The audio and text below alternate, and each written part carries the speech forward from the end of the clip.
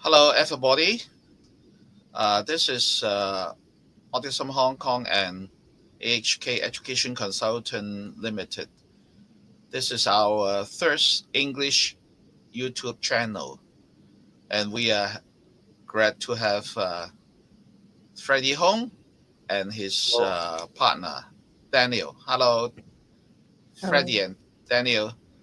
I'm Francis, the chairman and director of the association who produced this YouTube program. And we are now producing the Fredie Hong Kong series #1. The title of this episode is The Ethnic Minority Service and COVID-19 Pandemic Support in Hong Kong. But before we start today's program, I would like to suggest we start to mourning for victims of fire at Wang Fuk Court in Tai Po, Hong Kong on 26 November 2025 for 5 seconds.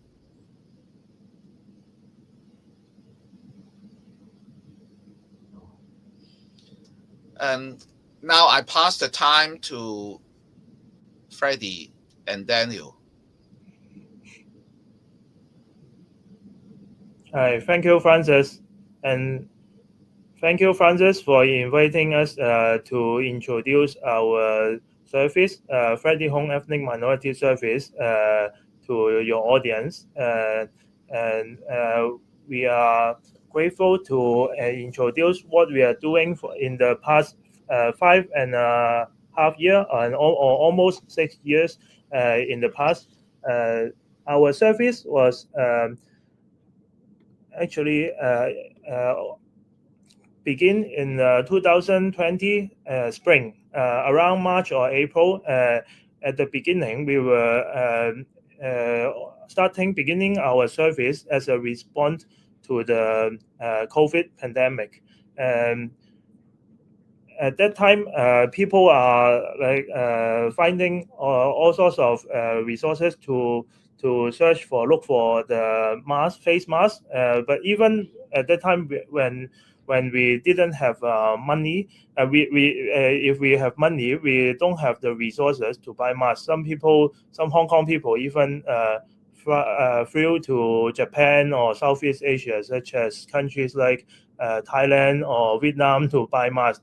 Do you remember this kind of experience? Yes, even my parents always keep finding the information in the internet and for getting more kind of resources. Yeah, I believe that at that time, everyone was very distressed because of the sudden pandemic. It is influencing not only people in Hong Kong but people all around the world. And I am a social worker, and I have been studied in India, and also learned some South Asian languages such as Hindi, Nepali, and Urdu. And at that time, I had an idea that I should serve the Southeast Asian communities in Hong Kong. Especially, we had around 80,000 Southeast Asian at that time. Now the population has risen to 100,000 in Hong Kong. That is not a small community, and even for local Chinese, we had troubles in finding masks and buying the alcohol spray, sanitizer, such as, and our Southeast Asian community also faced the same difficulty at that time. That's why I started this kind of ethnic minority service at that time. And people may ask why you name the service by your name. Because at that time I was a one-man band, so I started the service on my own only, and it lasts for the first 3 years. So to avoid any confusion, if I create another name for the EM service, ethnic minority service, and our service users or the members from the ethnic minorities community have to remember Fredie and also another name of the organization. That will be very complicated, and I had no intention to create some confusion and complication. So I just make it simple.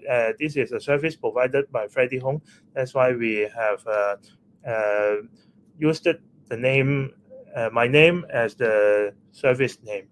And as I mentioned before, the EM service was started in the 2020, and the biggest problem we were facing at that time was the pandemic, the COVID. Yes, yeah, the COVID. So that's why our main service focus was on distribution of the anti-pandemic supply. So like this picture show that we were organizing supplies. There are cartons of masks inside, distributed to our service user. And now, fortunately, the COVID has left us, and the pandemic is finished. But during these few years of pandemic time, we have altogether distributed over 700,000 face masks, and together with all sorts of anti-pandemic supplies like alcohol spray and hand sanitizers, and also I remember around 2022 or 23 we have a lot of demands on the RAT kit, and it is very expensive. So we also collected a lot of RAT kit to distribute to our EM community. And we except distributing these supplies to the individuals, we also send boxes of face masks and anti-pandemic supplies to the ethnic minorities shops. Like we have connections with over 100 Nepalese shops, Indian shops, and Pakistan shops. These shops including grocery stores, restaurants, salons, and do you remember what else? Some restaurant or some gold shops.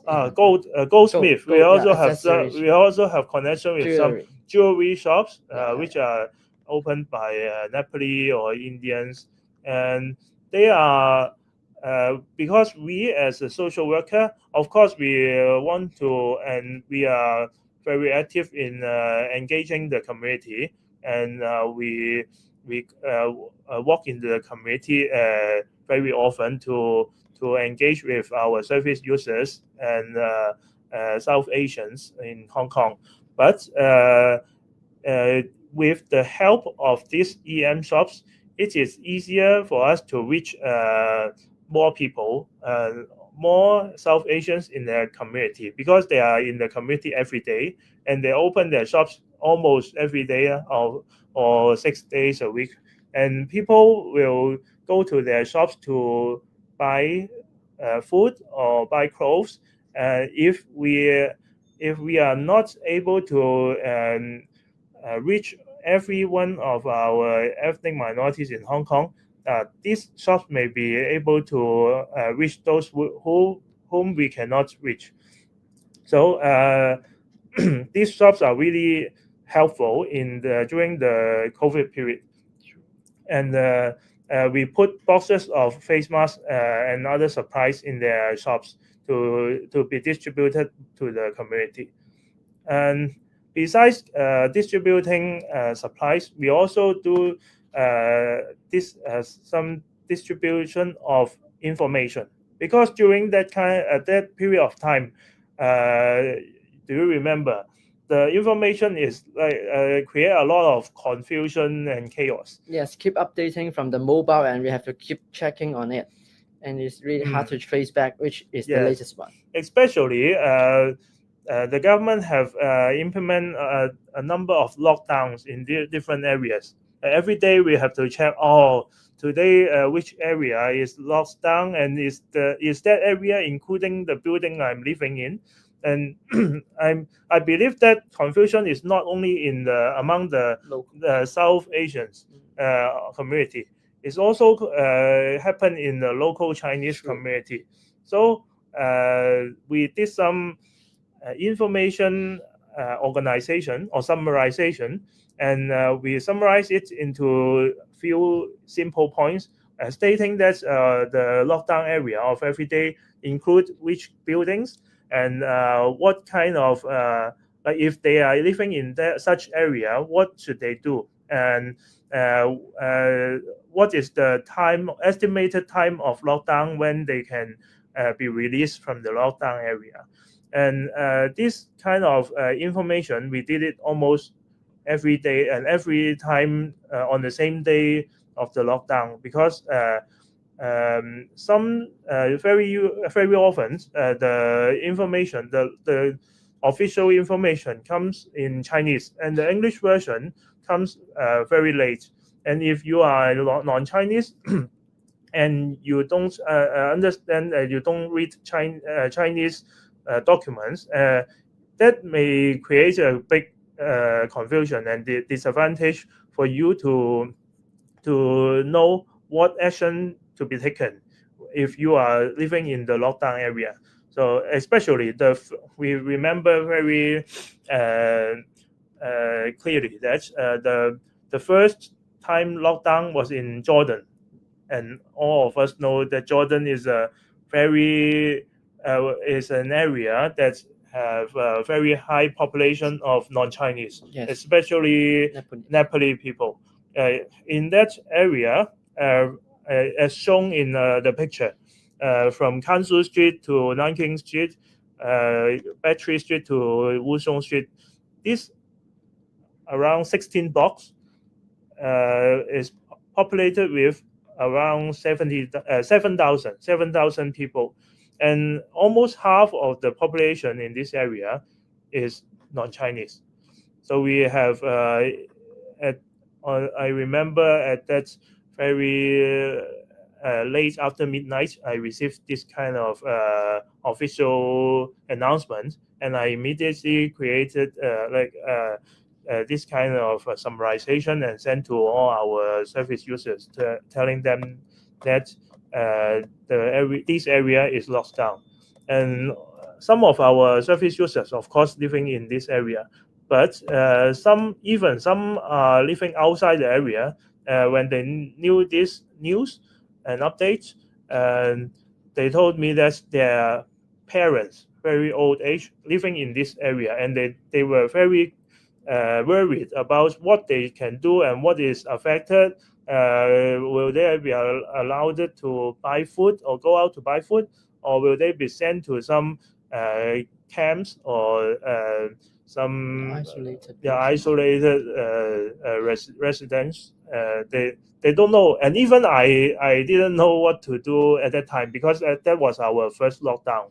So we after every time we were the information were clearer and clearer, and we were sending out more information to answer the questions and to eliminate the confusion.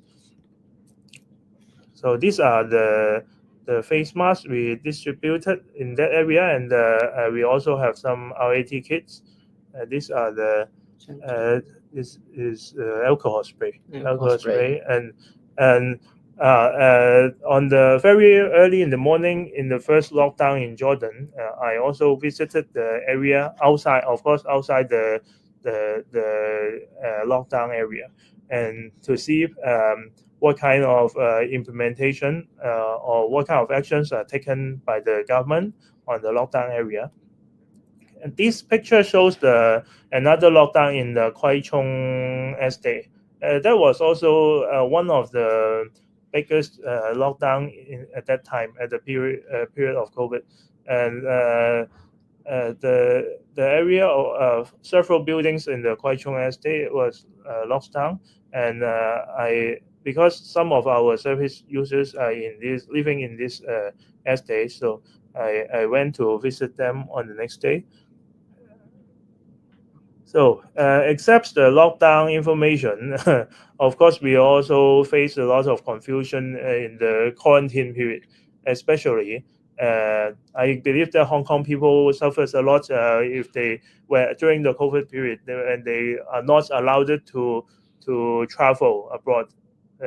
Hong Kong people like to travel a lot, and South Asians friends. They used to visit their home countries or maybe the home countries of their parents very often, once a year or once every 2 years. And during the COVID time, they are not allowed to visit their families and relatives in the home country.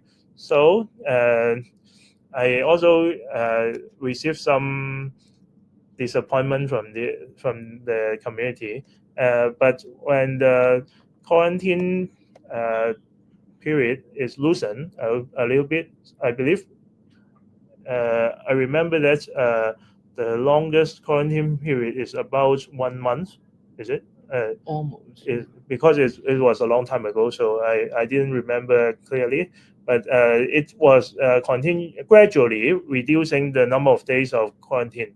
So they start to travel, and however, the days of quarantine required for quarantine is changing very frequently.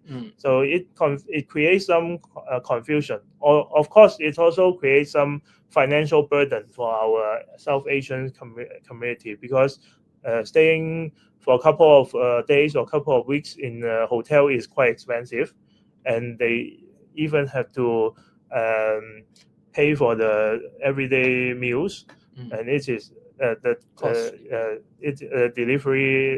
delivered meals. It is very costly and created a lot of financial burden for them. So we also did a lot of information sending out for eliminating rumors, especially when during the COVID time, different source of information was sending to us through all sorts of methods like social media or instant messengers like WhatsApp or Instagram, and lots of fake news were spreading in our community. So we have sent out some clarifications to avoid the spread of fake news. This is our service, and another type of service is about clarifying some vaccination information and the PCR test. The government have been announcing different kinds, all sorts of new policies and arrangements during the COVID. And we can understand that because the situation of COVID is also ever changing every day now and then. So we have been going through different new policies, and we try to get our South Asian community updated and get them to know what is new, and so that they can choose, they can decide what to do every day. And besides, I think this free Chinese medical service will begin from 2022, 2022 when the COVID period is almost finished. And till now is more than 3 years, and we can talk about it in deep in the next episode. And people may ask whether South Asian community will accept Chinese medical methods, and surprisingly, it is very popular in our service. Every time we have announced the registration for our next batch of Chinese medical service, it is fully registered in a short time. we may talk about it in the next episode. And we also have free legal consultation for our ethnic minority communities. Thanks for the free service and for volunteering service for by our partners, Jin Bond Solicitors. And we also have besides the anti-pandemic resources, we also received some supplies from which is donated by different companies. They gave us some shampoo, shower gel, and different kinds of home cleansing materials, which we can also benefit our surface users. We also receive canned food, and these are some of our the pictures of our supplies distribution day, and our service users also bring their kids to get some stationeries, water bottles, and some books donated by our friends. And this supplies distribution is not a one-way contribution. This picture shows that one of our service users whose hometown is in Bangladesh, and he traveled back to his hometown and bring us a big spoon. Is it called a big spoon? Like in this size, a palm size. It is a traditional handicraft from his country, and he bought us this handicraft and given to us as a tool to educate or give information for our local Chinese to know the livelihood of the Bangladesh people. Of course, this big spoon may not be used by the city people or the citizens of Bangladesh in nowadays modern society. But this shows the traditional livelihood of Bangladesh community in the past, and also it is kind of a reflection of the culture. So we also receive different kinds of tools and the things they use in the daily life given by our service users from different cultures. For example, we have collected some prayer mats from our Pakistan friends, and we also have some flags and maps they bought from back from their home countries and given to us. We have showcased these items to some local students, including primary school students, university students, and secondary school students, and to facilitate them to understand more about different cultures. And we believe that through understanding more about different cultures and different religions, this may effectively eliminate or reducing the chance of discrimination, because most of our discrimination or prejudice is formed or begin from misunderstanding or not understanding. So these are pictures also from our Members Day. And after the COVID period, we remember that the first and the biggest problem faced by our community, including South Asian community, is employment. It was employment, getting a job. So we have joined hand, organized a job fair for EM community to try to facilitate them to get a job back after the COVID period. So this is a job fair organized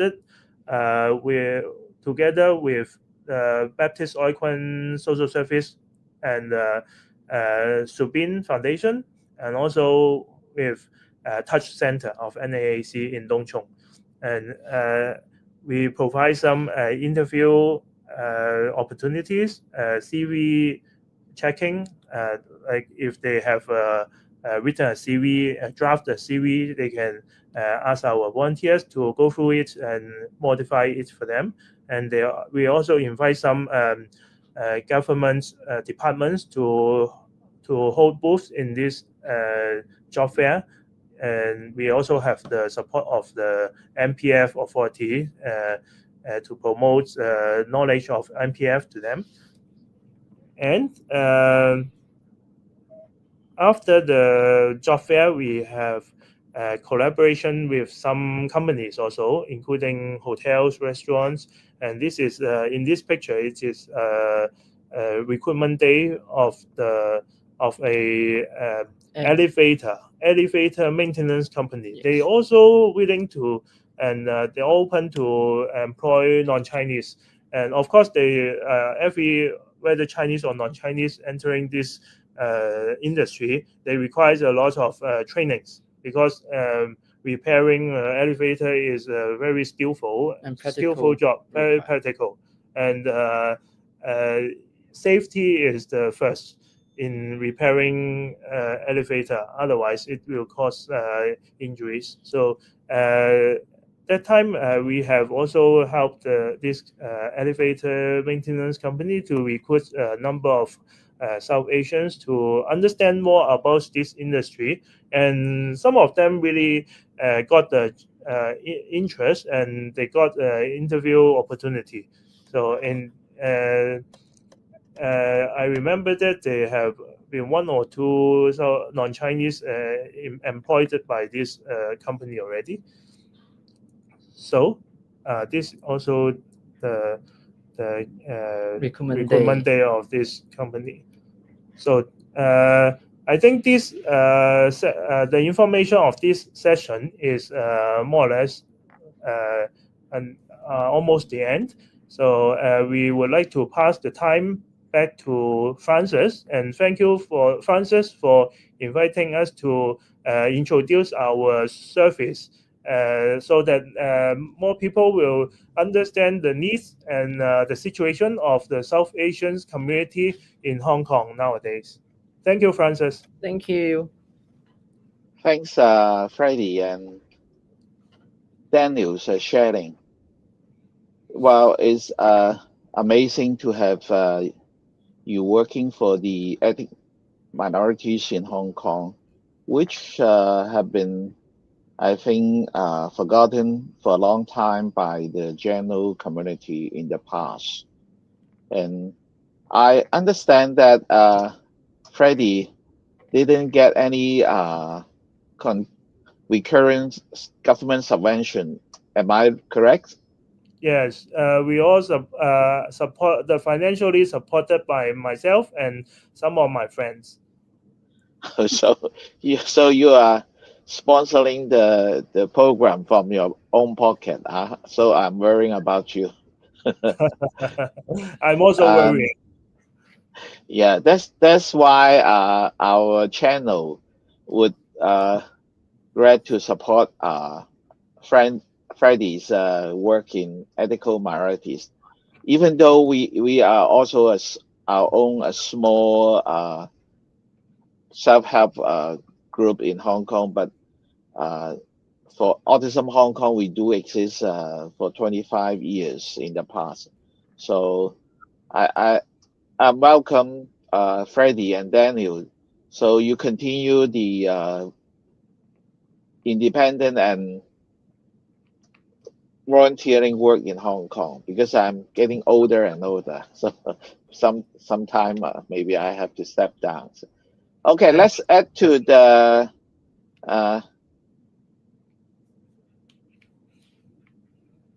thanks for watching our YouTube channel. And if you like our channel, welcome to like, share, and comment, so that more people will have access to this English channel, and to share more information, and to build a more self-help community at the end.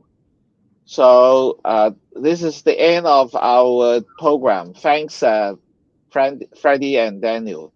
So Thank we you. will have a number of series concerning Freddy's ethical minority service in the coming, but I hope to broadcast it once a week.